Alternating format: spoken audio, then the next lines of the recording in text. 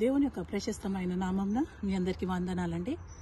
ఈరోజు మరొక మాటతో మీ ముందుకు వచ్చానండి. యవనస్తుల గురించి మాట్లాడుతూ ఉన్నాను.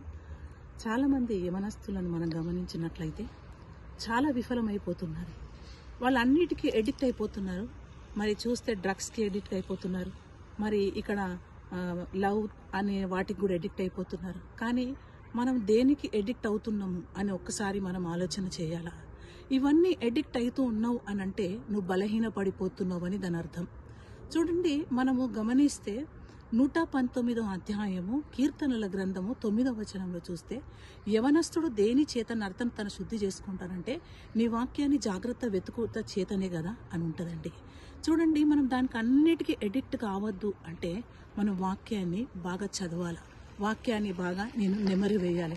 చూడండి, వాక్యాన్ని చదవాలంటే మరి యవనస్తులైనటువంటి వారు చదవాలంటే కొంచెము వాళ్ళకి ఆలోచన కలుగుతుందండి. ఎందుకంటే వాక్యం అంతా అట్రాక్టివ్గా ఉండదు కదండి. కానీ లోకంలో ఉన్నాయి అన్నీ అట్రాక్టివ్గా కనబడుతూ ఉన్నాయి. మరి వాటికి అన్నిటికీ అడిక్ట్ అయిపోతున్నాం, అట్రాక్ట్ అయిపోతున్నాం. కానీ దేవుని మాటకు అట్రాక్ట్ కాలేకపోతున్నాం, దేవునికి మనం అడిక్ట్ కాలేకపోతున్నామండి. అందుకే మనము మన జీవితంలో మరి ఇలాంటి వాటికి మనం ఎడిక్ట్ అయిపోతూ మన లైఫ్ని మనం పాడు చేసుకుంటున్నామేమో. అందుకే ఈరోజు దేవుడు మీతో మాట్లాడుతూ ఉన్నారండి. యవన బిడ్డలారా, దేవుడు మాట్లాడుతున్న మాట ఏంటిదంటే వాక్యాన్ని అంటే జాగ్రత్తగా చూసుకోవాలంటున్నాడు, వాక్యాన్ని జాగ్రత్తగా వెతుకుమంటున్నాడు.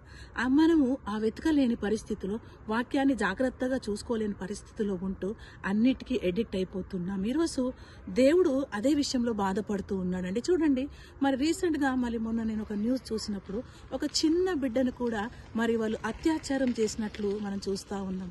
లోకంలో జరుగుతున్నటువంటి వాటిని అన్నిటిని గమనిస్తే అత్యాచారాలు ఎక్కువైపోతున్నాయి. మరి డ్రగ్స్కి అడిక్ట్ అయిపోతున్నారు, లవ్లో ఫెయిల్ అయిపోతున్నారు, ఇట్లాంటి వాటిలో పడి చనిపోతున్నారు. దేవుడిచ్చినటువంటి జీవితాన్ని నీవు చనిపోవడానికి దేవుడు నిన్ను సృష్టించలేదు. ఆయన తన స్వరూపమందు తన చేతితో నిన్ను నన్ను సృష్టించి తన ఊపిరినిచ్చి మనం జీవం ఇచ్చిన దేవునికి మనం ఏం చేస్తున్నాం?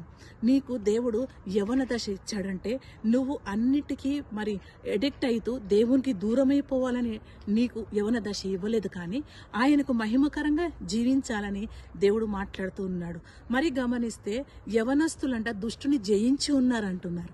మరి యవనస్తులు దుష్టుని జయిస్తే మరి ఎందుకు పాపంలో పడిపోతున్నారు, ఎందుకు ఎడిక్షన్లో పడిపోతున్నారు, ఎందుకు అన్నిటికీ అట్రాక్ట్ అయిపోతున్నారు అని ఒకసారి ఆలోచన చేద్దామండి.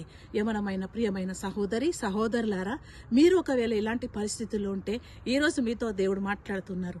మీరు ఒకవేళ డ్రగ్స్తో ఎడిక్ట్ అయిపోతే దేవుడు ఈరోజు మాట్లాడుతున్నాడు, దేవుని వైపు తిరుగుమంటున్నాడు. ఒకవేళ మీరు పాపంతో ఎడిక్ట్ అయిపోతే, మరి ఒకవేళ లవ్లో ఉంటూ దేవునికి దూరం అయిపోతుంటే దేవుడు ఈరోజు మిమ్మల్ని మీతో మాట్లాడుతున్నాడు, ఆయన వైపు తిరుగుమంటున్నాడు. ఎందుకంటే దేవుడు ఏమంటున్నాడు తెలుసా? జకర్యా గ్రంథంలో మీరు నా వైపు తిరిగితే నేను మీ వైపు తిరుగుతాను అంటున్నాడు. కాబట్టి ఆయన వైపు తిరిగినప్పుడు మరి నీ లైఫ్ బాగుంటుంది. మరి నీవు ఉంటున్నటువంటి ఆ జీవితంలో మరి ఎలాంటి ఎడిక్షన్తో ఉన్నా కానీ దేవుడు నిన్ను పైకి లేవనెత్తి నడిపిస్తాడన్నటువంటి మాటను ఈరోజు జ్ఞాపకం చేస్తూ దేవుడి మాటలు దీవించును గాక. ఆమేన్. వందనాలండి.